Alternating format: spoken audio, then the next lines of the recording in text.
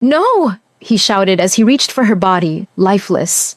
Tears fell from his eyes. Seoul's most deadliest man.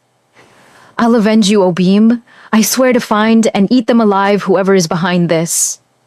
More tears as he touched her protruding stomach, the swell that had held their daughter, their hope.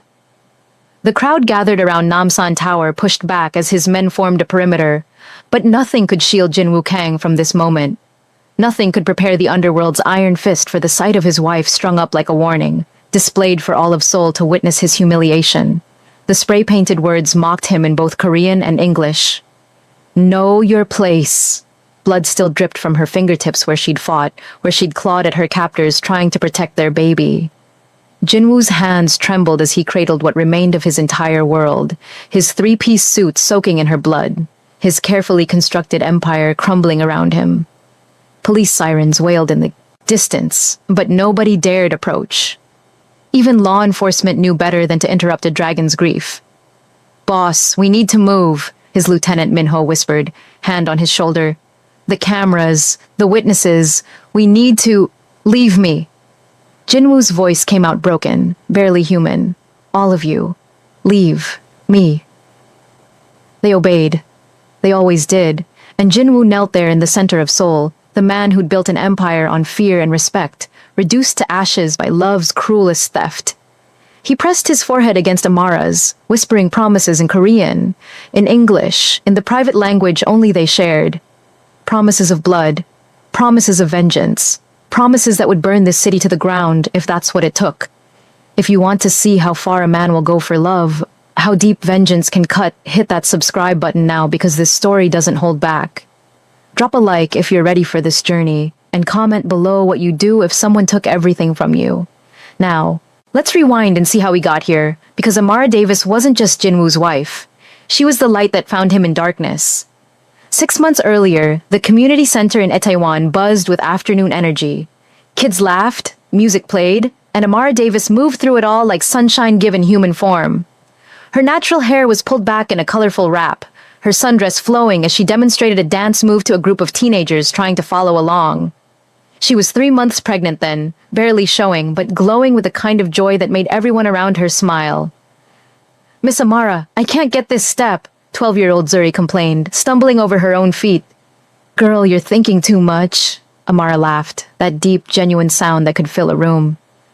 Feel it, don't think it, like this, see? She moved her hips in a smooth rhythm, her American Southern roots showing through in every step. Your grandmother probably danced like this back in the day. My grandmother's Korean, Zuri said with a grin. Then she definitely danced like this. Music is music, baby. Doesn't matter if it's in Seoul or South Carolina. Amara winked, adjusting her approach, blending the moves until Zuri started to get it. This was her gift, building bridges between worlds that thought they had nothing in common. Across the city, in a glass-walled office overlooking the Han River, Jinwoo sat in a meeting that would bore most people to tears, but kept his empire running. Territory disputes, profit margins, police bribes that needed adjusting, all the machinery of organized crime humming along smoothly. He was 34, looked 40 from the stress, and ruled his organization with calculated precision. His tailored suit probably cost more than most people made in a month, his watch more than most made in a year. The Sangyong faction is pushing into Gangnam again, one of his lieutenants reported. They're testing boundaries. Then remind them where the boundaries are, Jinwoo said, his tone ice-cold and final. Politely first, then less politely if needed. His phone buzzed, a text from Amara. Don't be late tonight, she's kicking Yellow Heart. The smallest smile touched his lips, gone so fast the others barely caught it. He typed back a heart emoji, something that would have gotten him laughed out of the underworld if anyone knew how soft he'd become. But they didn't know. They saw the dragon. Only Amara saw the man. The meeting dragged on another hour, but Jinwoo's mind kept drifting to that text, to the impossible miracle of the life they'd built. Nobody thought it would work. A black woman from Atlanta who'd moved to Seoul to teach English, and a Korean crime boss who'd inherited his father's empire at 19. They'd met at a charity gala, of all places, one of those events Jinwoo attended to maintain appearances. She'd been there volunteering, serving food, and when their eyes met across the room, something shifted in the universe. You look miserable, she'd said, approaching him with a boldness that shocked everyone watching. Nobody approached Jinwoo Kang uninvited. These events usually are, he'd replied in perfect English, studying this woman who either had no idea who he was or didn't care. Then why come? Obligation. That's a terrible reason to do anything. She'd smiled then, and Jinwoo felt something he hadn't felt in years. Hope, maybe, or possibility. I'm Amara. Jinwoo. Well, Jinwoo, you want to do something that's not obligatory? There's a jazz club down the street. Real music, real people, no fake smiles and empty conversations. He should have said no, should have walked away, should have stayed in his lane. But he didn't. Lead the way. That was 2 years ago. Now she was his wife, carrying his daughter, and somehow still saw good in him, despite everything she knew about what he did, who he was. Amara didn't try to change him or fix him, she just loved him. And in that, love Jinwoo found himself wanting to be better. Not good, maybe that ship had sailed, but better. For her. For their daughter. The meeting finally ended, and Jinwoo made his way through Seoul's evening traffic, heading home to the penthouse they shared. Home. That word meant something now. It wasn't just a place, it was wherever Amara was. Wherever her laugh filled the space, and her presence made everything else fade into background noise. I'm home, he called out, stepping through the door, already loosening his tie. In the kitchen, Amara's voice came back, warm and welcoming. And before you ask, yes, I'm sitting down. No, I haven't been on my feet all day. Your baby and I are both fine. Jinwoo found her at the kitchen island, laptop open, lesson plans spread around her. She'd recently cut back her hours at the community center on his insistence, though she'd fought him on it. Amara didn't like being told what to do, one of the many things he loved about her. How was work? She asked, looking up at him with those eyes that saw too much, knew too much, and loved him anyway. The usual. Territorial disputes, profit margins, the exciting life of legitimate business. He leaned down to kiss her, then her belly. And how are my girls? Your daughter has been using my bladder as a punching bag all day. I think she's got your temperament. God help us all. Amara laughed, closing her laptop to give him her full attention. Mrs. Kim at the center asked about you today. She wants to know when you're coming to volunteer again. I'm a crime boss, Amara. I don't volunteer. You did last month, taught those kids self-defense, remember? They still talk about it. You're good with them. I'm good at teaching people how to hurt other people. That's not the same thing. It is, when you teach them how to protect themselves, how to stand up to bullies, how to be strong. She reached for his hand, intertwining their fingers. You're more than what you think you are, Jinwoo. I see it even when you don't. These conversations always went the same way. Amara believing in a version of him that he wasn't sure existed, and Jinwoo trying not to disappoint her. He changed the subject. Doctor's appointment is Thursday. Don't forget. How could I? You've reminded me 6 times. She squeezed his hand. We find out the name Thursday. Well, you find out.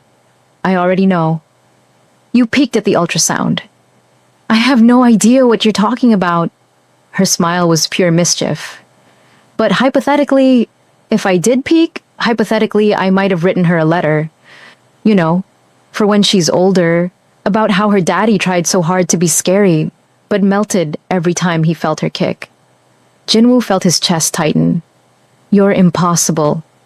You love me anyway. I do. God help me, I really do. They spent the evening like they always did when Jinwoo wasn't handling business, cooking together, talking about nothing and everything, existing in their bubble where the outside world couldn't touch them. It was in these moments that Jinwoo let himself believe in normal, in a future where maybe he could step back from the empire, where maybe their daughter could grow up without the weight of his legacy crushing her. But the outside world always finds a way in, and 3 days later, that world shattered everything. Amara left the community center just after 4 in the afternoon. The session had run long because the kids were practicing for a talent show, and Amara never cut things short when they were excited about something. Zuri had finally nailed that dance routine, and the pride in her face made every extra minute worth it. "See you tomorrow, Miss Amara," Zuri called out, waving from the entrance. "See you tomorrow, baby. Tell your mom I said hi." Amara waved back, heading toward the market to grab ingredients for dinner. Jinwoo had mentioned wanting jjigae, and she'd learned to make it the way his mother used to. Before she'd passed, it was one of the small ways she bridged their worlds, learning his culture while teaching him hers. The market was crowded, vendors calling out specials, the smell of street food mixing with fresh produce and fish. Amara loved this chaos, so different from the strip malls of Atlanta, but alive in a way that made her feel connected to the pulse of the city. She stopped at her regular vegetable vendor, an elderly woman who always gave her extra because the baby needs nutrients.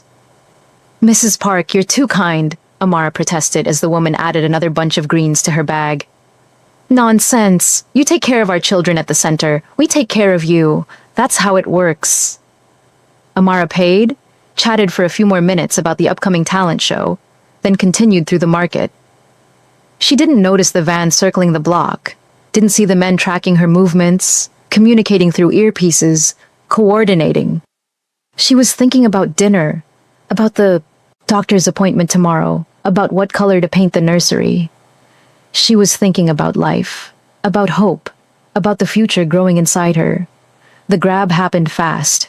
One moment she was walking toward the subway station. The next, someone had her arm, another hand clamping over her mouth. She tried to scream, tried to fight, her grocery bag falling and scattering across the pavement. Her self-defense training kicked in, the moves Jinwoo had taught her, and she managed to elbow one attacker in the ribs, stomp on another's foot. Her hand instinctively went to protect her belly, protect hope, protect the most precious thing in the world. But there were too many. 4 men, coordinated, professional. They dragged her toward the van, and Amara fought with everything she had because she wasn't just fighting for herself anymore. She was fighting for her daughter, for the life she and Jinwoo were building, for every dream they'd whispered to each other in the dark. Something sharp pricked her neck. The world started to blur, her muscles going slack against her will. No, she thought desperately. No, please, not like this. Hope. Jinwoo, I love you. I love you both so much. The drugs hit her system and everything went dark. Zuri saw it happen from across the street. She'd been heading to the convenience store when she spotted Miss Amara was about to call out and run over when the men appeared. She watched frozen in horror as they took her, as the van door slammed shut, as the vehicle sped away. She memorized the license plate, her mind screaming at her to move, to do something, but her 12-year-old body wouldn't respond. By the time she could move, the van was gone, and Zuri made a decision that probably saved her life. She didn't go to the police. She didn't call for help from any normal authority. She ran home, grabbed the emergency phone number Miss Amara had given all the kids, the one that connected directly to Mr. Kang's office, and she called. "This is Minho," the voice answered, professional and clipped. "Someone took Miss Amara," Zuri gasped out, barely able to breathe. "I saw them. 4 men. A van. They drugged her and took her, and I got the license plate and— Slow down! Who is this?" "Zuri, from the community center. Please, you have to help her. She's pregnant and they hurt her and— Stay where you are. We're coming." Minho arrived with 2 other men within 15 minutes. They found Zuri exactly where she'd said she'd be, shaking on a street corner, clutching her phone like a lifeline. She told them everything, gave them the license plate, described the men as best she could. Minho made calls, put the entire organization on alert, and then he had to make the worst call of his life. "Boss, it's Amara. She's been taken." The silence on the other end lasted 3 seconds. Then Jinwoo's voice came through, and Minho had never heard that tone before. Cold, dead, deadly. "Find her, now, burn down the entire city if you have to. Find my wife." Jinwoo mobilized everything. Every resource, every contact, every favor owed, every piece of his empire turned toward one singular purpose. Finding Amara. His tech specialist traced the van's license plate within hours. Shell company, buried under layers of corporate obfuscation. Professional work. Expensive work. This wasn't some random gang trying to make a name. This was calculated, deliberate, funded. Keep tracing the money, Jinwoo ordered, his voice devoid of emotion because emotion would break him, and he needed to stay focused. Someone paid for this. I want names. I want locations. I want everyone involved identified within 24 hours. His people worked through the night. Jinwoo didn't sleep, didn't eat, just paced his office like a caged animal, every minute an eternity. Where was she? Was she hurt? Was the baby okay? The questions circled endlessly, each one a knife twisting deeper. He'd built an empire, commanded thousands, inspired fear in anyone who crossed him, and he was powerless to protect the one person who mattered most. The call came at dawn. Anonymous number, distorted voice. Namsan Tower. 1 hour. Come see what happens to race traders. Jinwoo didn't wait an hour. He was there in 20 minutes. Minho and a dozen armed men with him. The crowd had already started gathering, phones out, murmuring, the kind of morbid curiosity that draws people to tragedy. Jinwoo pushed through, his men clearing a path, and then he saw her, Amara, his light, his love, his entire world, strung up and displayed like a warning, like a message, like a piece of meat meant to humiliate and destroy him. The spray paint, the staging, the calculated cruelty of it all crashed over him like a tidal wave. And Jinwoo Kang, Seoul's most feared crime boss, the man who'd never shown the weakness, fell to his knees and shattered. 24 hours passed in a blur of grief and rage and planning.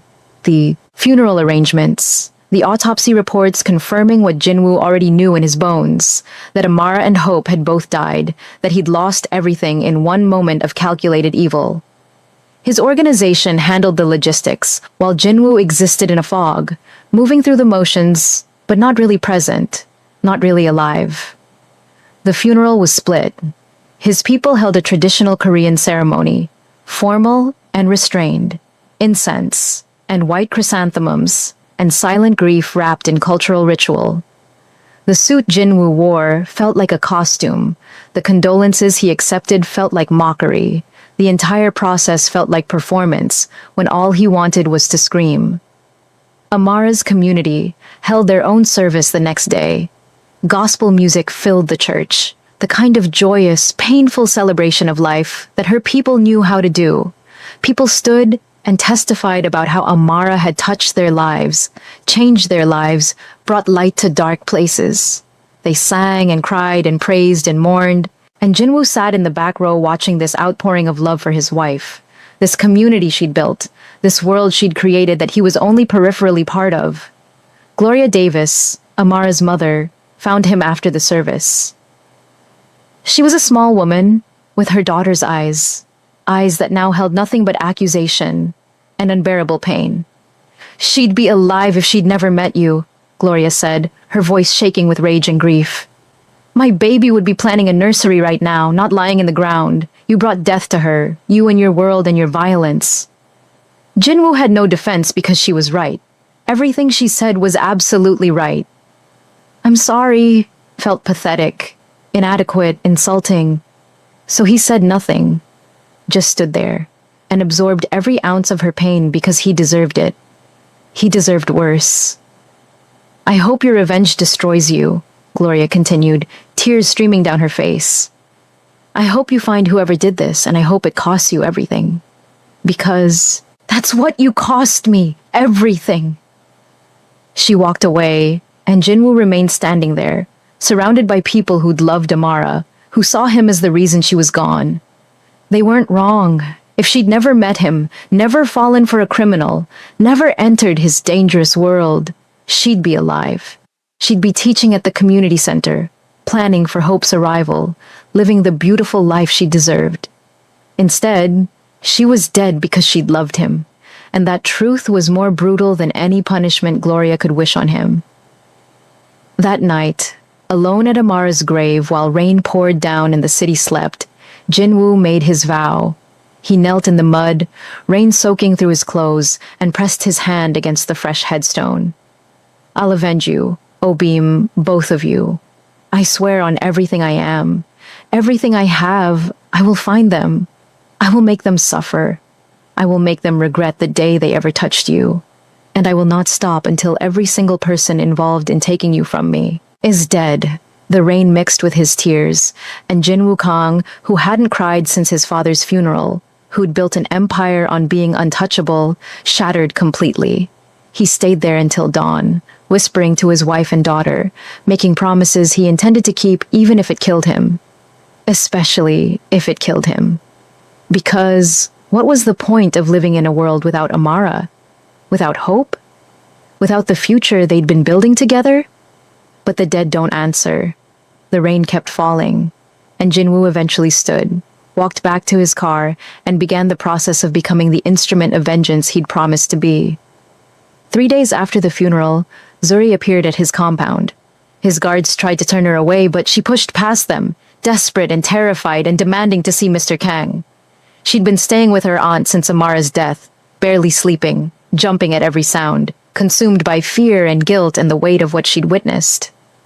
Minho brought her to Jinwoo's office, where he sat surrounded by files, surveillance footage, financial records, every piece of information his people could gather about Amara's murder.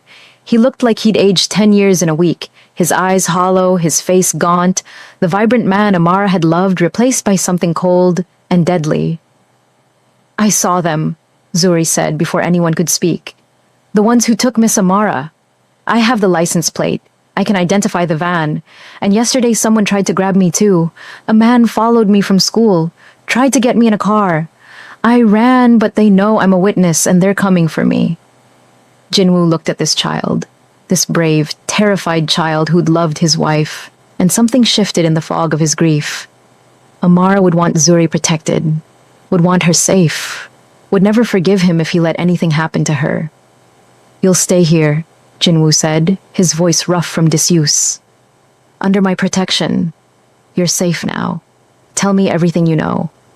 Zuri did. Every detail, every observation, everything her 12-year-old brain had catalogued in those awful moments. The men's heights, their builds, the way they moved, the sound of the van's engine, the exact sequence of events. Jinwoo's tech specialist took notes, cross-referenced with the license plate data, started building a comprehensive picture. The van belonged to a shell company called Daehan Solutions. On paper, it was a legitimate security consulting firm. In reality, it was a front for hired muscle, the kind of organization that did dirty work for people who wanted to keep their hands clean. The money trail led to 3 different sources, each routed through offshore accounts but eventually traceable with enough time and resources. Jinwoo had both time and resources, and he had motivation that burned hotter than the sun. Keep digging, he ordered his financial team. I want to know who paid for this, who coordinated it, who gave the orders. Someone wanted Amara dead, specifically wanted me destroyed. This was personal. Find out who made it personal. The investigation took 4 days of round-the-clock work. His people traced financial transactions across 6 countries, hacked corporate servers, bribed officials, called in every favor owed. The picture that emerged was damning and clear. 3 conspirators, each with their own motivation, working together to orchestrate Amara's murder. Park Min-jae, a lieutenant in the Sangyong faction. Jinwoo recognized the name immediately. Park was old school, traditional, believed in racial purity and Korea for Koreans. He'd made his disgust for Jinwoo's marriage to Amara clear on more than one occasion, had called it pollution, degradation, an insult to their heritage. Detective Ko Sung-min, a senior investigator in the Seoul Metropolitan Police. Ko had been on Jinwoo's radar for years as someone who took bribes from multiple organizations, playing all sides for profit. But this was different. Ko had provided detailed surveillance on Amara's movements, her schedule, the gaps in Jinwoo's protection detail, and Chairman Sung Il-hwan, CEO of Daehan Industries and one of Seoul's most powerful legitimate businessmen. On paper, Sung was a philanthropist, a pillar of the community, a self-made success story. In reality, he'd been trying to muscle Jinwoo out of certain territories for years, wanted access to ports and distribution networks that Jinwoo controlled. It was a conspiracy, Minho said, laying out the evidence. Park provided the ideology and some of the muscle. Ko provided the police intel and made sure the investigation would go nowhere. Sung bankrolled the whole operation and provided the professional killers. They wanted to break you psychologically, start a gang war in the chaos, and let Sung move in on your territory while you were vulnerable. Jinwoo stared at the photos of the three men, memorizing their faces, their addresses, every detail of their lives. They succeeded in breaking me. Now I'll break them. Boss, if we go after all three, especially Ko and Sung, the blowback will be massive. Police, politicians, media will be exposed in ways we've never... I don't care. Jinwoo's voice was ice and death. They killed my wife. My daughter. They displayed Amara like a trophy to humiliate me. I will make them pay for every second of suffering they caused. I will make them regret being born. And I will do it publicly so everyone knows what happens when you touch my family. What about Zuri? Jinwoo looked toward the room where they'd set up the girl, where she was trying to do homework and pretend her world hadn't collapsed. She stays protected. Maximum security. If I fall, she gets everything. All my legitimate assets, enough money to build whatever life she wants. But I'm not falling until they're all dead. The plan took shape over the next 2 days. Start with Park, the most accessible target. Use his death to send a message and flush out the others. Then Ko, leverage the chaos to expose his corruption. Finally, Sung, the hardest target, but the most satisfying kill. Jinwoo set the first piece in motion by reaching out to the Sangyong faction's leadership, requesting a meeting about their ongoing territory disputes in Gangnam. Make it look like he was trying to negotiate, to find peace, to move past recent troubles. The kind of meeting that happened regularly in their world. Nothing suspicious. The Sangyong boss, an older man named Cho, agreed readily. He probably thought Jinwoo was weakened by grief, ready to make concessions. He was wrong. The meeting took place in a warehouse in Incheon, neutral ground, both sides armed but theoretically there for peace talks. Jinwoo walked in with Minho and 2 other trusted men, facing Cho and 5 of his people, including Park Min-jae. The lieutenant stood to Cho's right, smug confidence radiating off him, probably thinking he'd gotten away with it. "Thank you for agreeing to meet," Jinwoo said, his tone cordial and professional. "I think we can find mutually beneficial solutions to our territorial overlap." "I'm glad you're being reasonable," Cho replied, gesturing for everyone to sit. "These disputes benefit no one. Better to find accommodation." They discussed territory for 15 minutes, Jinwoo playing the role of grieving widower, trying to focus on business, trying to move forward. Park said nothing, just watched with barely concealed contempt. Jinwoo could feel the hatred rolling off him in waves, the disgust, the sense of superiority. "Before we finalize anything," Jinwoo said, pulling a folder from his briefcase, "I need to address a personal matter. My wife was murdered 2 weeks ago.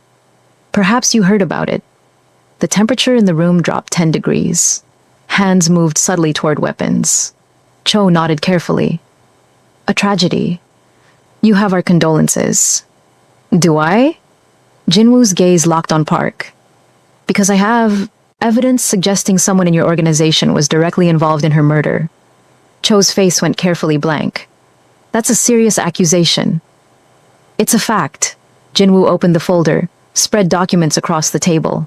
Bank records showing payments from Park Min-jae to Daehan Solutions. Communication logs between Park and Detective Ko Sung-min coordinating surveillance on my wife. Transaction histories proving Park helped finance the hit. All very thorough. All very damning. Park's hand moved toward his gun, but Jinwoo was faster. He had his weapon out and aimed before Park cleared leather, the distinctive click of the safety coming off loud in the sudden silence. "I wouldn't," Jinwoo said, his voice utterly calm. "You'll be dead before you finish the draw." "Boss," Cho started, but Jinwoo cut him off. "Your lieutenant orchestrated the murder of my pregnant wife because he disagreed with my choice of spouse. Because his bigotry was more important than human life. Because he thought a black woman had no right to love a Korean man, had no right to carry a Korean child." Jinwoo stood slowly, gun never wavering. I'm here as a courtesy to you, to your organization.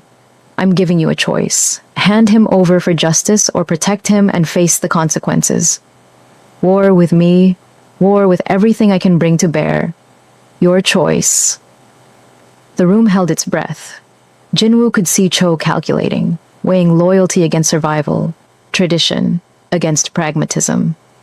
Park was a good soldier, had been with the organization for years. But he wasn't worth going to war over. Not for this. Not against Jinwoo Kang when he had nothing left to lose. Park, Cho said finally, his voice heavy with resignation. Put your weapon on the table. Now. Boss, you can't be serious. This is about maintaining. Put your weapon on the table. Park complied slowly, his face twisted with rage and disbelief. She was polluting our bloodlines. A black woman with a Korean man, breeding mongrels into our heritage, destroying everything. Jinwoo shot him. Center mass, the sound deafening in the enclosed space. Park stumbled back, shock replacing rage, blood spreading across his expensive shirt. Jinwoo shot him again. And again. Methodically, each shot placed with precision, until his weapon clicked empty, and Park lay dead on the concrete floor, blood pooling around his body. Jinwoo reloaded calmly, the mechanical action soothing in its familiarity. Anyone else have opinions about my family? He asked the room, his voice eerily calm as he holstered his weapon. Silence, not even breathing. Everyone in that warehouse understood they were in the presence of something dangerous, something that had been unleashed and wouldn't stop until it was satisfied. Good, Jinwoo said. Now, about that territory dispute. I believe we can reach an agreement. They finalized the deal in 10 minutes, Cho eager to repair their relationship to distance his organization from Park's actions. Jinwoo got concessions he never would have gotten before, territory and profit shares that heavily favored him. The price of blood. As he left the warehouse, Minho fell into step beside him. That was risky, boss. If Cho had protected Park. He wouldn't. He's a businessman first, a gangster second. Park was a liability the moment I showed that evidence. Jinwoo got into his car, feeling nothing. No satisfaction, no relief, no sense of justice. Just cold, empty determination. 1 down, 2 to go. And I want everyone to know about this. I want Ko and Sung to hear what happened. I want them scared. Word spread through Seoul's underworld within hours. Jinwoo Kang had executed Park Min-jae for his wife's murder, had done it publicly, had made it clear this was personal vengeance that wouldn't stop until everyone involved was dead. The message was received. The hunters became the hunted. Detective Ko heard about Park's death before the body was even cold. He was at his desk in the police station when the call came, one of his informants in the Sangyong organization delivering the news in a panicked whisper. Ko's hand trembled as he hung up, his mind racing through options and none of them good. Jinwoo Kang was coming for him. The evidence about Park would lead to evidence about Ko's involvement. And Ko was a cop, which meant he couldn't hide in the underworld, couldn't call on gang protection without exposing himself further. He was trapped. Ko made a decision born of panic and self-preservation. He called Chairman Sung, the man who'd orchestrated this whole nightmare, the man who'd promised it would be clean and untraceable. Kang knows, Ko said without preamble. He knows about all of us. Park is dead. We need to run. Calm down, Sung's voice came back, smooth and controlled. Kang is emotional, lashing out. He has no real evidence against us. He had enough evidence to execute Park in front of witnesses. He's not stopping, Then we eliminate the other witnesses. The girl who saw the abduction, she's the key. Without her testimony, he has nothing concrete against us. Ko felt sick. You want to kill a child? I want to survive. And so do you. Unless you'd prefer to confess and spend the rest of your life in prison? Sung paused, letting that sink in. I have people tracking the girl. She's at Kang's compound, heavily protected. We need to draw her out or hit the compound when Kang's attention is elsewhere. This is insane. We should just what? Turn ourselves in? Beg for mercy from a man who just emptied a clip into Park's chest? Sung's voice hardened. We're in this now, detective. All the way. Either we finish it or we die. Your choice. Ko hung up, staring at his reflection in his computer monitor. How had it come to this? The plan had been simple. Eliminate Jinwoo's wife, break him psychologically, profit from the chaos. Nobody was supposed to die, except Amara. The investigation was supposed to go nowhere. Ko was supposed to collect his money and move on, but nothing had gone according to plan. And now, Ko was looking at his own death, either from Jinwoo's bullets or from the consequences of his crimes. He made another decision born of desperation. He'd run. Pack a bag, grab his emergency cash, get to Incheon Airport and fly somewhere Jinwoo couldn't reach him. Malaysia, maybe. Or the Philippines. Somewhere with lax extradition, where a corrupt cop with money could disappear. He left the station early, claiming illness. Went home to his apartment in Gangnam, started throwing clothes and documents into a duffel bag. His hands shook the whole time, adrenaline and fear making him clumsy. He'd leave tonight, catch the first available flight anywhere, sort out the destination once he was safe. Ko never noticed the car parked across the street, never saw the men watching his apartment, tracking his movements, reporting back to Jinwoo. He was too panicked, too focused on escape, too blind to see the trap closing around him. Jinwoo received the report while having dinner with Zuri at the penthouse. The girl had been quiet since arriving, traumatized by everything she'd witnessed, struggling to process the loss of Miss Amara and the violence swirling around her. Jinwoo had tried to make her comfortable, set up a room with everything she might need, but he wasn't good at this, wasn't good at caring for children or providing comfort. Ko's running, Minho reported via secure call. Packed a bag, buying tickets online. Looks like he's trying for Incheon Airport tonight. Intercept him on the highway, Jinwoo ordered. I want him alive. I have questions. Understood, boss. Jinwoo ended the call and looked at Zuri, who was pushing food around her plate without eating. Are you okay? Are you going to kill more people? She asked quietly. Honesty seemed important. Yes. Because of Miss Amara? Because they murdered her.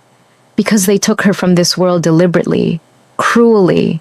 Because they need to pay for what they did. Zuri was quiet for a long moment. She wouldn't want you to die for this. I'm not planning to die. But you might. People who go after other people with guns, they might die. And then I'll have lost you too, and I'll be alone. And Miss Amara's last words to me were, Mr. Kang will take care of you if anything happens. But you can't take care of me if you're dead. The simple logic of a 12-year-old cut through Jinwoo's haze of vengeance like a knife. He'd been so focused on revenge, on making the conspirators pay, that he hadn't really thought about what came after. About whether he'd survive this. About what Amara would actually want. I'll be careful, he said finally. I promise. Miss Amara made you promise lots of things, I bet. Did you keep those promises?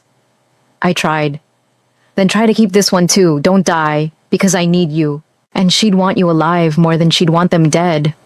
Jinwoo nodded, not trusting himself to speak. This child was wise beyond her years, carrying weight no 12-year-old should have to carry.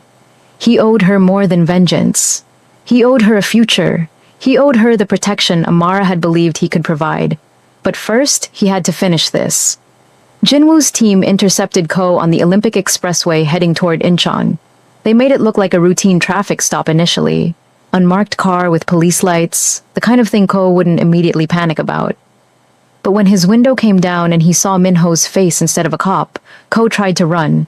His car made it maybe 50 meters before they boxed him in, 3 vehicles surrounding him, armed men stepping out with weapons drawn.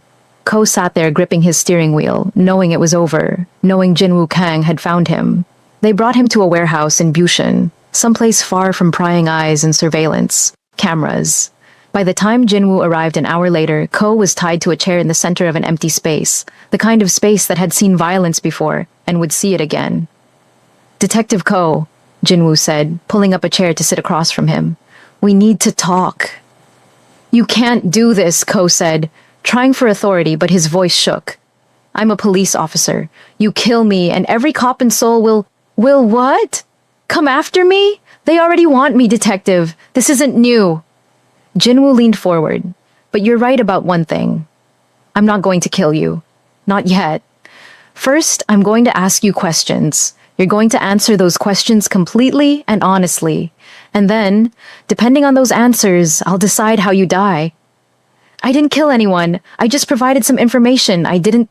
Minho hit him before Jinwoo could, a vicious backhand that split Ko's lip and sprayed blood across the concrete. Don't lie to him. You provided surveillance on Mrs. Kang. You gave them her schedule, her routes, the gaps in her protection. You made her murder possible. Who else was involved? Jinwoo asked, his voice never rising, never showing the volcanic rage building inside. I know about Park. He's dead. I know about Chairman Sung. Who else? Who gave the orders? Who pulled the trigger? Ko spat blood. I want immunity, protection. I'll testify against Sung if you guarantee my safety. You're not in a position to negotiate. Then you'll get nothing from me. It took 3 hours. 3 hours of methodical, escalating pressure before Ko broke and gave up everything. The full scope of the conspiracy, how Sung had approached him 6 months ago with the proposal, how they'd recruited Park for his muscle and his ideology, how they'd planned it down to the smallest detail. The professional killers had been brought in from outside, Chinese contractors with no local connections, paid in cryptocurrency, and long gone by the time Amara's body was discovered. Sung bankrolled everything, Ko gasped out through broken teeth, his face swollen and bloody. $2 million split between Park and me, another $5 million for the contractors. It was supposed to break you, make you vulnerable, start a gang war that would let Sung move in on your territories while everyone was distracted. The public display was Park's idea, his message about racial purity. Sung just wanted you psychologically destroyed. Where is Sung now? His estate in Pyeongchang, fortress-level security, private military contractors, panic rooms, the works. He's probably celebrating thinking he won. Ko laughed, blood bubbling on his lips. You can't touch him, Kang. He's too connected, too legitimate. He'll bury you. He already buried what mattered most. Jinwoo stood, nodding to Minho. Make it look like suicide. Corrupt cop couldn't live with his guilt over his crimes. Leave evidence of his involvement where it'll be found by internal affairs. Let his reputation burn with him. Boss, what about... Do it. I want him dead before sunrise. Jinwoo walked out, Ko's screams following him into the night. He felt nothing, no satisfaction, no sense of justice, no relief. Just the cold, empty certainty that 2 men were dead and 1 remained. The hardest target, the most protected, the orchestrator of everything. Chairman Sung Il-hwan would be next, and Jinwoo would make him suffer in ways that Park and Ko couldn't even imagine. But first, he needed to secure Zuri, because if Sung was desperate enough to order Amara's murder, he was desperate enough to target anyone Jinwoo cared about, and Jinwoo had already failed to protect one person he loved. He wouldn't fail again. Jinwoo returned to his penthouse near midnight to find Zuri still awake, sitting in the living room reading Amara's journal. The sight of it made his chest tight. He'd forgotten he had that. Forgotten Amara kept a journal, forgotten there were pieces of her, still existing in the world. Where did you get that? He asked quietly. Zuri looked up, guilt flashing across her face. I found it in your bedroom. I'm sorry.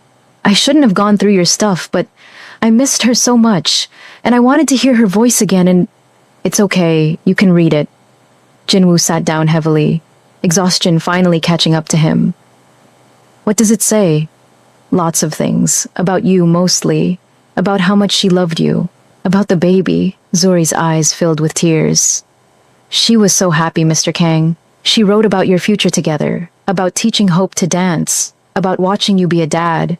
She really believed you guys would make it. Jinwoo closed his eyes against the pain.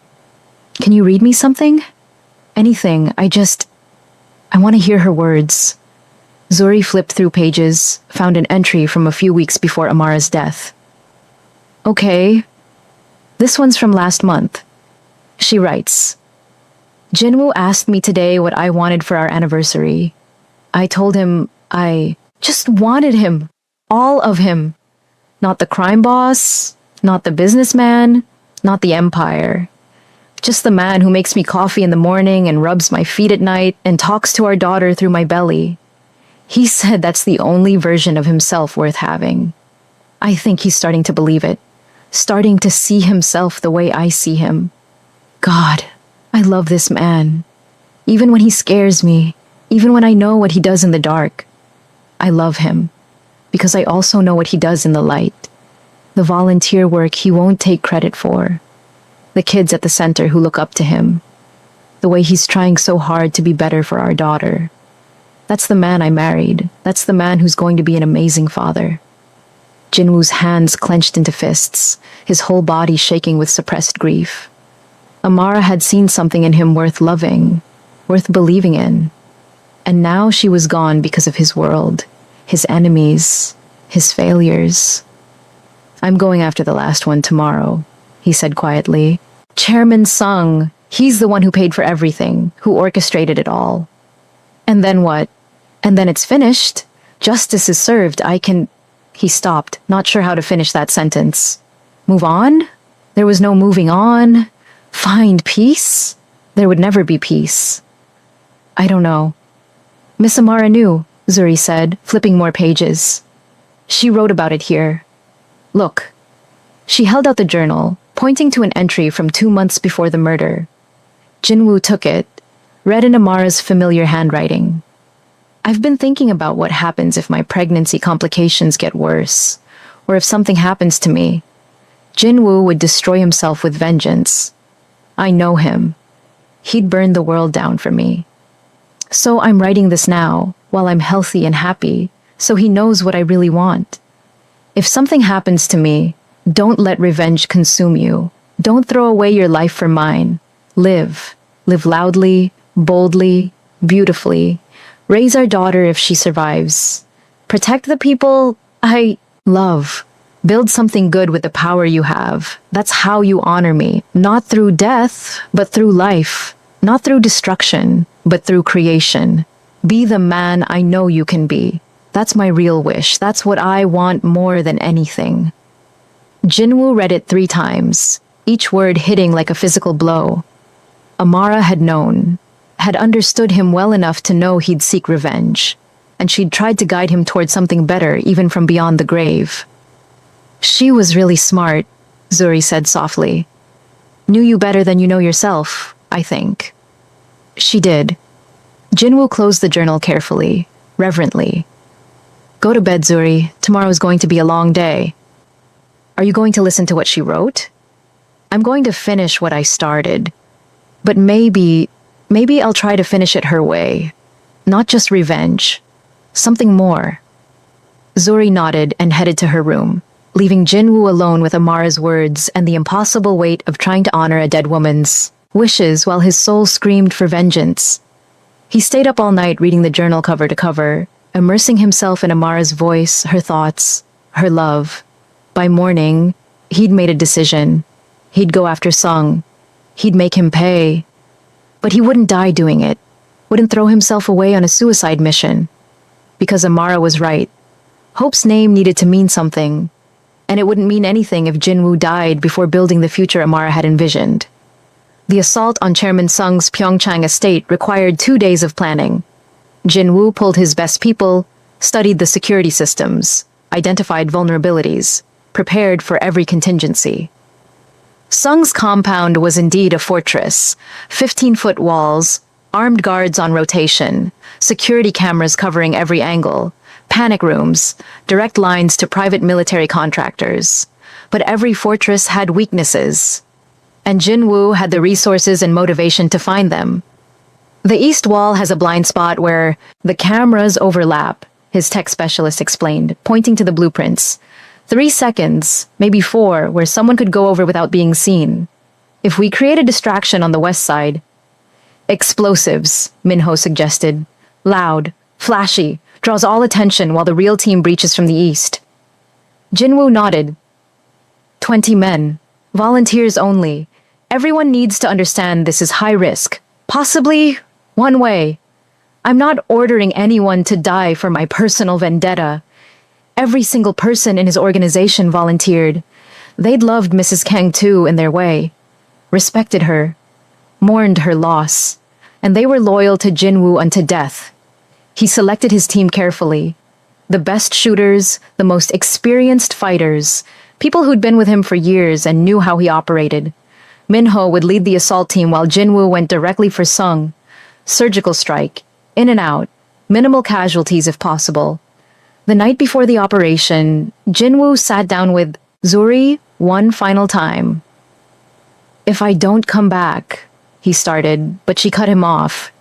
"You're coming back, you promised." "If I don't come back, you go to Mrs. Davis, Amara's mother. I've set up a trust fund, transferred all my legitimate assets into your name. You'll have enough money for college, for whatever life you want to build. The penthouse is yours. Everything is yours." "I don't want your stuff, Mr. Kang. I want you alive." "I know, and I'm going to try my hardest to make that happen, but I need you to know that you're provided for, that Amara's last wish for me to take care of you will be honored even if I'm gone." Zuri hugged him fiercely. "Come back, please. She'd want you to come back." "I will, I promise." He hoped it was a promise he could keep. The assault began at midnight on a moonless night. Jinwoo's team assembled in the forest surrounding Sung's estate, checking weapons, running through final plans and whispers. The air was cold, their breath misting, adrenaline sharpening every sense. Jinwoo looked at his people one last time. "For Amara, for hope, for everyone we've lost." They nodded, faces grim and determined. Then they moved. The explosive charges on the west wall detonated at exactly midnight, a thunderous boom that lit up the night sky. Alarms screamed. Guards rushed toward the explosion, shouting, organizing, focusing all their attention on the obvious threat, which left the east wall vulnerable for exactly 4 seconds. Jinwoo's team went over on grappling hooks, dropping into the compound with practiced silence. They split into 3 groups, one to secure the grounds, one to provide cover fire, and Jinwoo's group heading straight for the main house where Sung would be holed up in his panic room. The firefight started immediately. Sung's security was good, professional, well-armed, but Jinwoo's people were fighting for something more than a paycheck. They moved with precision and fury, every shot placed with intent, every movement calculated. Jinwoo led his group through the estate's ground floor, clearing rooms with brutal efficiency. They encountered resistance at every turn, guards appearing from doorways, taking cover behind furniture, the air filling with gunfire and the acrid smell of cordite. Minho took a bullet to the shoulder, cursed, kept fighting. Another of Jinwoo's men went down, then another. The cost kept climbing, but they pushed forward, driven by momentum and rage and the knowledge that turning back meant Amara's death went unanswered. They reached the stairs to the 3rd floor where intelligence suggested Sung's panic room was located. More guards, better positioned, fighting desperately to protect their employer. The stairwell became a kill zone, bullets sparking off marble and wood, bodies falling on both sides. Jinwoo fought like a man possessed, every shot precise, every movement economical. He'd been in firefights before, but never like this. Never with this singular focus. He had to reach Sung. Everything else was just obstacles in the way. They took the 3rd floor room by room, paying for every meter in blood and bullets. Finally, at the end of the hallway, they found it. Reinforced steel door, biometric locks, designed to withstand anything short of military-grade explosives. Good thing they'd brought military-grade explosives. The breach charge turned the door into shrapnel, the blast deafening in the enclosed space. Smoke poured out, and Jinwoo stepped through, weapon raised, finding Chairman Sung cowering in his fortress, surrounded by monitors showing the carnage throughout his estate. "You can't do this," Sung said, his voice shaking as Jinwoo approached. "I'm protected. I have connections, powerful friends. You kill me and they'll what?" Jinwoo grabbed Sung by his expensive suit, hauled him to his feet. "Hunt me down? I'm already hunted? Destroy me? I'm already destroyed. You killed my wife, my daughter. You displayed them like trophies to humiliate me, to break me, to take what I built. Did you think I wouldn't come? Did you think money and walls and hired guns would save you? It was business, nothing personal. Your territory, your ports, your distribution networks. I needed access and you wouldn't negotiate. So I created an opportunity, made you vulnerable. It's how this works. Jinwoo hit him, felt Sung's nose break under his fist, felt bones give way. You made it personal when you touched my family. He hit him again and again. All the rage, all the grief, all the unanswered questions and sleepless nights and the weight of a future that would never exist. It all poured out through his fists. Sung crumpled, bleeding, barely conscious, his face a pulped mess. Jinwoo pulled his gun, pressed it against Sung's head. One pull of the trigger, and it would be over. Justice served. Vengeance complete. Amara and Hope avenged. He could feel the metal, warm from firing, the slight resistance, before the gun would fire, the end of this nightmare. His phone rang, the emergency line from the penthouse. Jinwoo's blood ran cold. He answered, gun still pressed to Sung's head. Boss, one of the guards stationed to protect Zuri, panicked, breathing hard. The penthouse is under attack. Professional team. Mercenaries. They're after the girl. We're holding position, but we're outnumbered. Boss, we need you. We can't hold them much longer. Gunfire in the background. Screaming. The sound of breaking glass. Time stopped. Jinwoo looked at Sung, bleeding and broken at his feet. Looked at the gun in his hand. Looked at the choice in front of him. Finish his revenge or save Zuri. Save the last living connection to Amara. Save the child his wife had loved like family. Contingency plan, Sung gasped out through broken teeth and blood. Kill me, and my people kill the girl anyway. Let me live, and maybe I call them off. Your choice, Kang. Revenge or redemption. You can't have both. Jinwoo's finger tightened on the trigger. Every fiber of his being screamed to pull it, to end this, to complete what he'd started. Sung deserved to die, deserved to suffer, deserved everything Jinwoo wanted to do to him and worse. But Amara's voice echoed in his head, words from her journal. Don't let revenge consume you. Live. Make Hope's name mean something. And Zuri's plea from the night before. Come back. She'd want you alive more than she'd want them dead. Jinwoo lowered the gun, shot Sung in both kneecaps instead, the man's screams filling the panic room. You get to live, in prison, in pain, in the knowledge that you failed. Every piece of evidence I have about your involvement goes to the prosecutors tonight. You'll spend the rest of your life in a cell, forgotten and broken. That's worse than death. He turned and ran, leaving Sung bleeding and screaming behind him. Fall back, he shouted into his comm. Everyone out, now, we're done here. Minho's voice crackled back. Boss, we're not finished. We're done. Zuri's under attack. Move. The ride back to Seoul was the longest of Jinwoo's life. He pushed his car past every safe limit, weaving through traffic, running red lights, his hands white-knuckled on the steering wheel. The penthouse guards kept him updated via phone. The mercenaries were professional, using military tactics, overwhelming force. His people were dying. The bedroom where Zuri had barricaded herself was the last line of defense, and it was failing. Hold position, Jinwoo shouted into his phone. I'm 15 minutes out, just hold. Boss, we're trying, but the guard's voice cut off in gunfire and screaming. Jinwoo drove faster, praying to gods he didn't believe in, making deals with the universe he knew wouldn't be honored. Just let her live. Let Zuri survive this. I'll do anything, be anything. Just don't take her too. He reached his building and didn't bother with the elevator. Took the stairs, 3 at a time, weapon drawn, every second an eternity. He could hear gunfire from floors above, the distinctive crack of automatic weapons, smell cordite, and blood, and death. He came through his penthouse door into a war zone, bodies everywhere, his guards and the mercenaries, bullet holes stitching the walls, smoke and chaos and the acrid stench of violence. 3 mercenaries still standing, professional killers in tactical gear focused on breaching the bedroom door where Zuri had barricaded herself. Jinwoo didn't announce himself, didn't give warnings, just started shooting.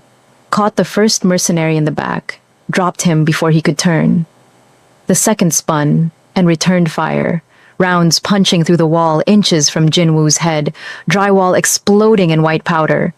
Close quarters combat, brutal and fast, no room for mistakes. Jinwoo took a knife to the ribs from the third mercenary, felt the blade scrape bone, white-hot pain that he pushed aside through pure will. He put 2 rounds center mass into the man. The mercenary went down hard. The second was reloading. Jinwoo closed the distance. It became hand-to-hand, desperate and vicious. The mercenary was younger, stronger, trained, but Jinwoo was fighting for family, fighting for the promise he'd made to Amara, fighting for the one good thing left in his shattered world. He got the mercenary in a chokehold, ignored the elbow strikes to his injured ribs, held on until the man went limp. Then he grabbed his knife and finished it. Silence fell over the penthouse, broken only by Jinwoo's ragged breathing and the ringing in his ears from the gunfire. Blood soaked his shirt from the stab wound, his vision going gray at the edges, but he stayed upright through sheer stubbornness. "Zuri!" he called out, stumbling toward the bedroom door. "It's me! It's Jinwoo! You're safe now!" The door opened slowly. Zuri stood there, tears streaming down her face, shaking but alive. Alive. "Thank God. Alive. You came back," she whispered. "Of course I came back." Jinwoo pulled her into a hug, his strength finally giving out. He slid down the wall, blood from the knife wound spreading across his shirt, pooling on the floor. "I promised Amara I'd protect you. I keep my promises." "You're hurt. I'll be fine. Just need a minute." His vision was tunneling now, shock and blood loss catching up to him. "Call Minho. Tell him to send cleanup crews. And medical. Probably need medical." "Don't you dare die on me, Mr. Kang." "Not planning to." Jinwoo's eyes started to close, consciousness slipping away like water through his fingers. "Tell Mrs. Davis. Tell her I chose right. Tell her Amara would be proud. I chose you. I chose the future instead of revenge." That's what she would have wanted. He passed out before he could hear Zuri's response, before paramedics arrived, before the full weight of the night's events could settle. In unconsciousness, he dreamed of Amara.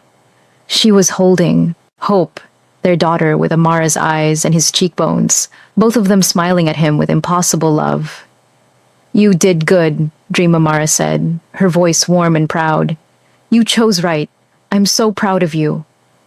"I didn't finish it. Sung's alive. He's going to walk free. He's going to prison for the rest of his life. The evidence you collected, the testimony you secured, that's justice. Real justice, not just revenge." She stepped closer, Hope giggling in her arms.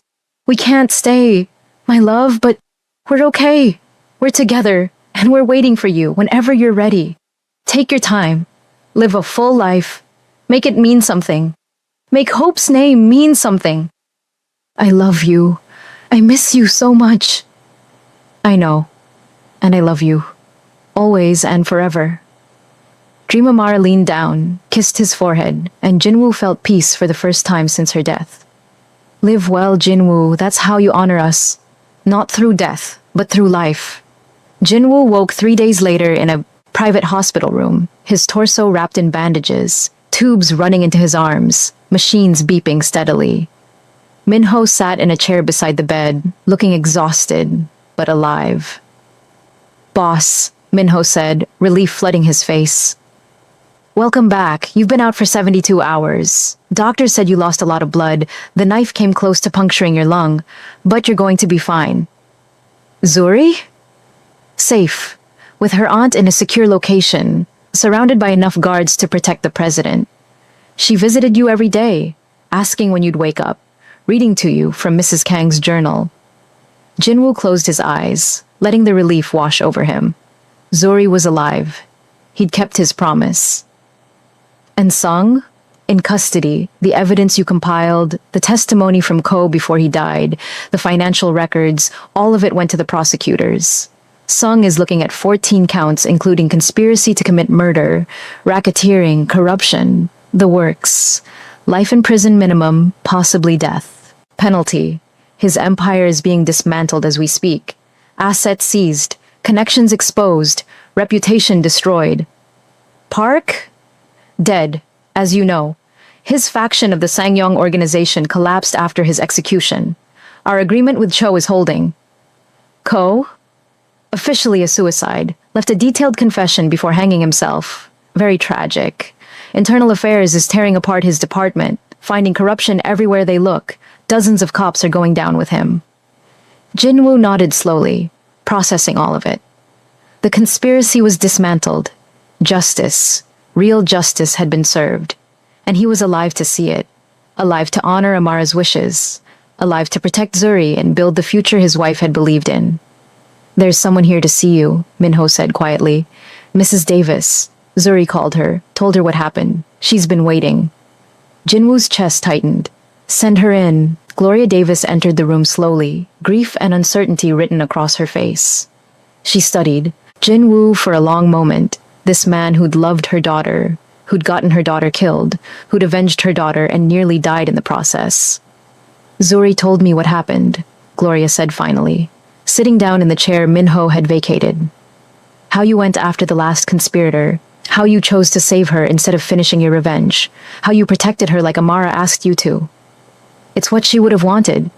Yes, it is. Gloria's expression softened slightly, the first crack in the wall of grief and blame. My daughter loved you. I didn't understand it, didn't approve, thought she was throwing her life away on a criminal. But she loved you anyway, loved you enough to see past what you do, who you are, what you represent, loved you enough to believe you could change, could be better. I'm trying. For her. For hope. For Zuri. I know you are. Gloria reached into her purse, pulled out an envelope. She wrote this before she died. It was in her things at the community center, sealed, addressed to you.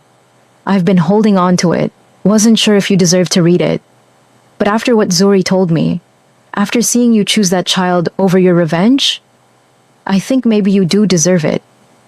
She placed the envelope on Jinwoo's lap and left without another word, grief still heavy on her shoulders, but somehow lighter than before.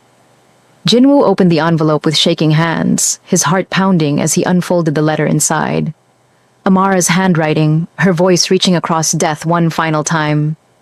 My dearest Jinwoo, if you're reading this, something's happened to me. I know your world is dangerous. I've always known. I made my choice with open eyes, and I've never regretted loving you. But I know you, my love. I know you'd destroy yourself with vengeance if something happened to me. You'd burn the world down and call it justice. So I'm writing this now, while I'm healthy and happy and so full of love I can barely contain it. So, what I really want. Don't let revenge consume you. Don't throw away your life for mine, because my life was beautiful and full and complete because of the love we shared. Honor that love by living, not dying. Honor our daughter by being the father I know you can be, the man who volunteers at community centers and teaches kids self-defense and makes terrible dad jokes that I pretend not to find funny. If I'm gone, Hope needs you more than ever. She needs her father, the best version of him, not the crime boss, not the killer, the man who cried when he learned he was having a girl, the man who learned to cook jjigae just to make me smile, the man who's trying every day to be better. Live, my love, live fully, boldly, beautifully. Build a life worth inheriting. Create a legacy of growth instead of violence. Make Hope's name mean something real. I believe in you. I've always believed in you. Be the man I know you can be. Wherever I am, whatever comes after this, I'm loving you still. Always and forever. Your Obim, Amara P.S. Her name is Hope Amara Kang. Hope because that's what you gave me when I thought my life was complete. But you showed me it was just beginning. Amara because I want her to carry a piece of me forward. Kang because she's yours. Completely and wonderfully yours. Be the father she deserves, even if she never gets to meet you. Make my faith in you mean something. Jinwoo read it 3 times through tears, each word settling into his bones like a benediction and a challenge. Amara had known him so completely, had understood exactly what he'd do and exactly what he needed to hear. She'd guided him from beyond the grave toward redemption instead of damnation.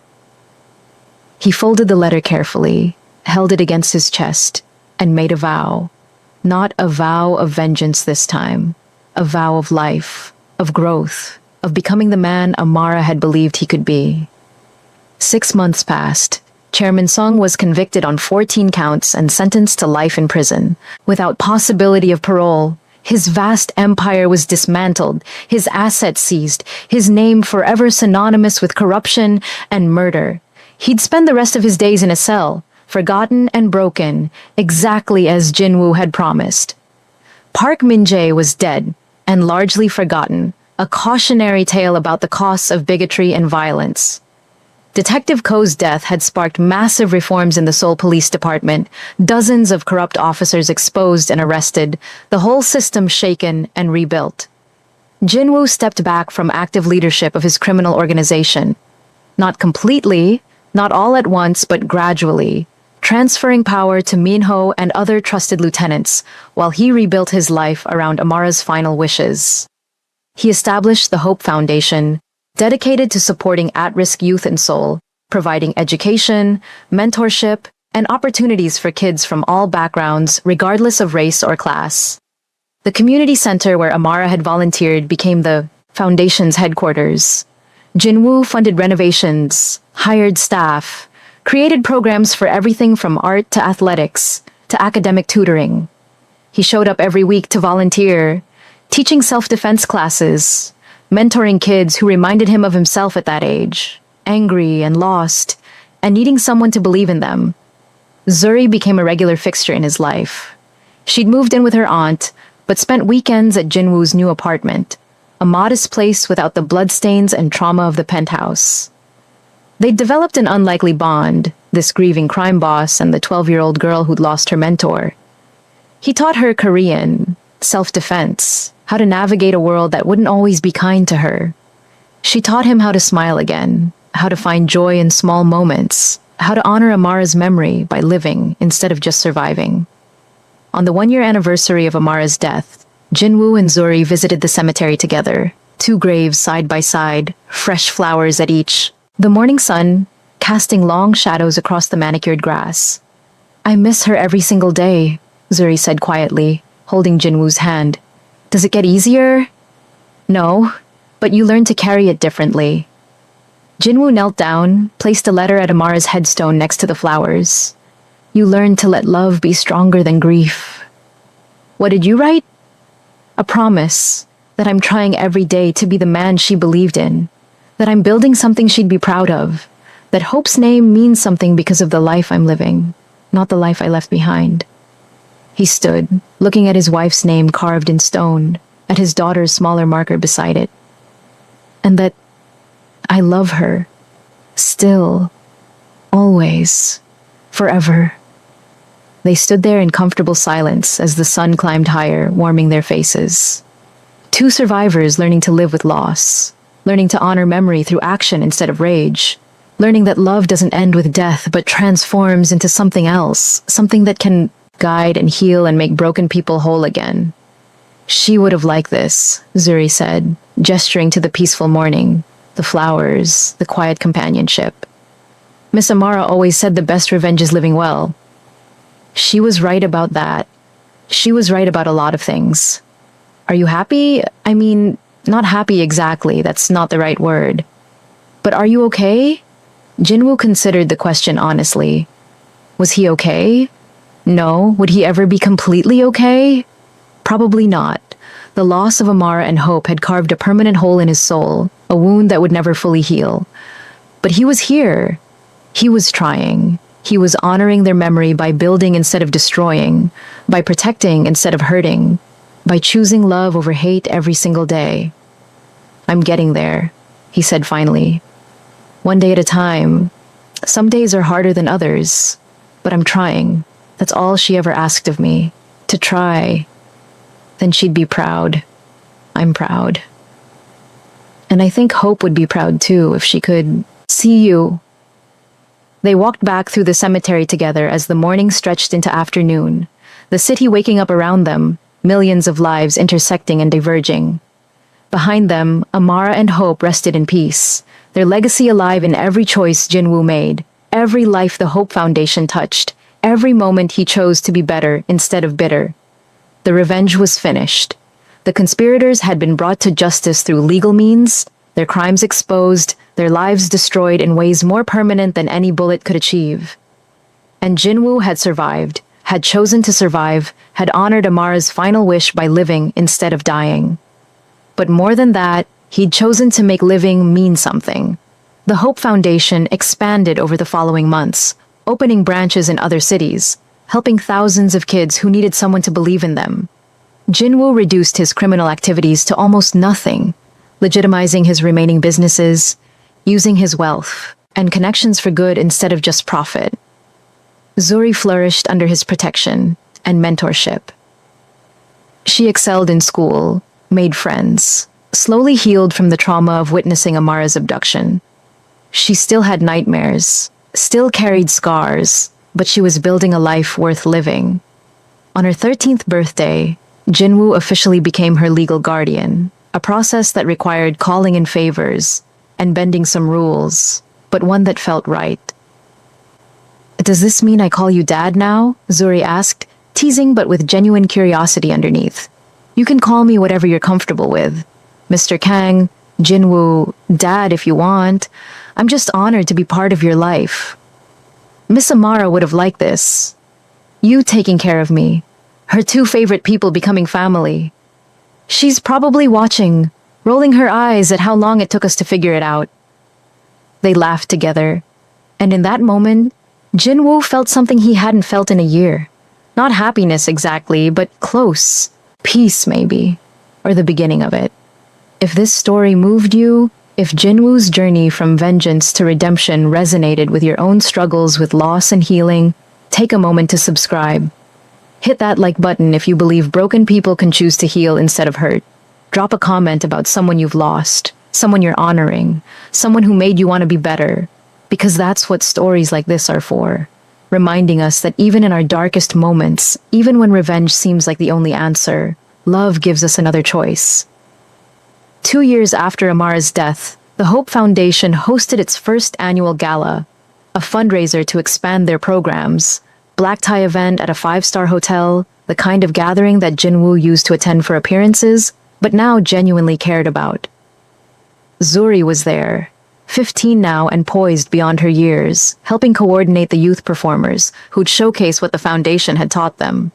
Gloria Davis came. She and Jinwoo had developed a cautious relationship over the past 2 years, united by their love for Amara and their shared guardianship of Zuri.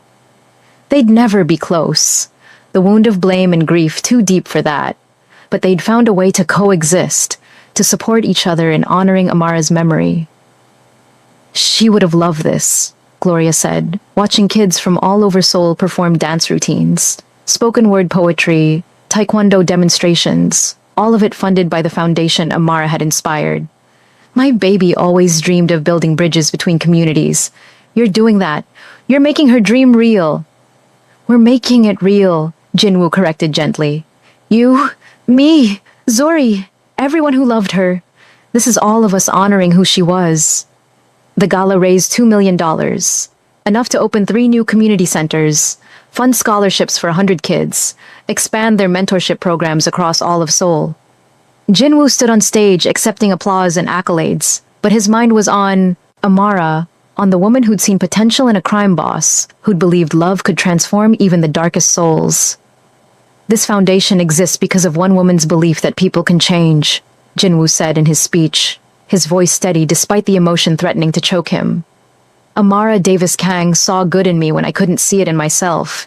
She believed I could be more than my worst choices, my darkest impulses, my violent past. And she was right. Not because I'm special, but because love is.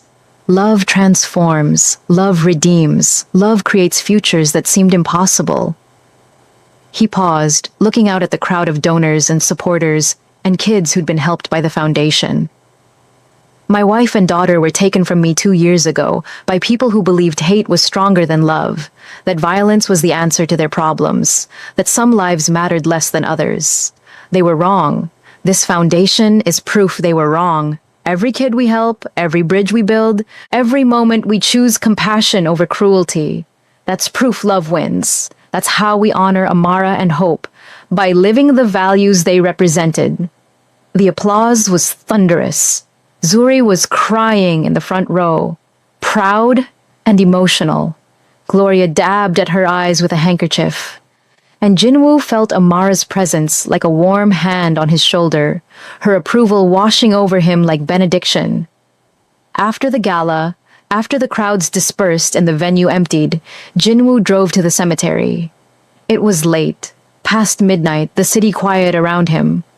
He sat between Amara and Hope's graves, the grass cold beneath him, stars bright overhead. "I did it," he said to the silence, to the memory of his wife, to the daughter he'd never meet. "I built something worth inheriting. I became someone you'd be proud of. It took 2 years of stumbling and failing and trying again, but I did it. The Hope Foundation is thriving. Zori's thriving. I'm okay most days. Some days are still hard, still hurt, but I'm okay." The wind rustled through the trees, carrying the scent of flowers and fresh-cut grass. Jinwoo imagined it was Amara's response, her way of saying she heard him. She was proud. She loved him still. "I miss you every single day," he continued, his voice breaking. "I miss your laugh, your smile, the way you'd call me out when I was being stubborn. I miss planning for Hope, imagining what she'd be like, who she'd become. I miss our future, the life we were supposed to build together." He placed fresh flowers on both graves, white lilies for Amara because they were her favorites, pink roses for Hope because that's what he imagined she'd like. "But I'm living. I'm honoring you by living fully, by making your death mean something, by ensuring Hope's name represents everything good and beautiful in this world. That's my promise. That's my vow. For the rest of my life, I'll make sure your legacy is love, not hate. Growth, not violence. Hope, not despair." Jinwoo stayed there until dawn, talking to his wife and daughter, updating them on everything happening in his life, maintaining the connection that death couldn't sever. As the sun rose over Seoul, painting the sky in shades of pink and gold, he stood and made one final vow. "I'll live for both of us now, Obim. I'll love hard enough for 3 people, and someday, when my time comes and I join you wherever you are, I'll have stories to tell. Stories about the foundation, about Zuri, about all the lives we touched and changed. I'll make you proud. Every single day, I'll make you proud." He walked back to his car as the cemetery woke up around him, groundskeepers arriving, other mourners beginning their visits. Jin Woo Kang, former crime boss, current philanthropist, forever devoted husband and father, drove back to the city ready to face another day of honoring the dead by celebrating life. Thank you for staying with Jin-woo through his journey from devastating loss to hard-won redemption. If this story touched you, reminded you that choosing life over vengeance is the hardest and most important choice we ever make, please subscribe to this channel. Share this story with someone who needs to hear it. Comment below with your thoughts, your own experiences with grief and healing, your own stories of choosing love over hate. Because that's what Amara and Hope's story is really about. Not revenge, though vengeance played its part. Not violence, though blood was spilled. It's about transformation, about a broken man choosing to honor his broken heart by building instead of destroying. About making loss mean something more than just pain. Jinwoo's story continues. The Hope Foundation grows. Zuri graduates high school with honors, heads to university studying social work, following in Amara's footsteps. Gloria and Jinwoo become unlikely friends, united forever by their love for an extraordinary woman. And every year, on the anniversary of Amara's death, Jinwoo returns to that cemetery and renews his vows to live, to love, to make Hope's name mean something beautiful. That's the best revenge of all, not destruction, but creation. Not death, but life. Not hate, but love that transforms everything it touches. This is Jinwoo and Amara's story. But it could be yours too. The choice is always yours. Choose wisely. Choose love. Choose life. Until next time, remember, the best way to honor those we've lost is to live lives they'd be proud of. Make your love story, your lost story, your redemption story mean something. Make it count. Thank you for watching. Thank you for caring. Thank you for believing that broken hearts can heal and broken people can become whole.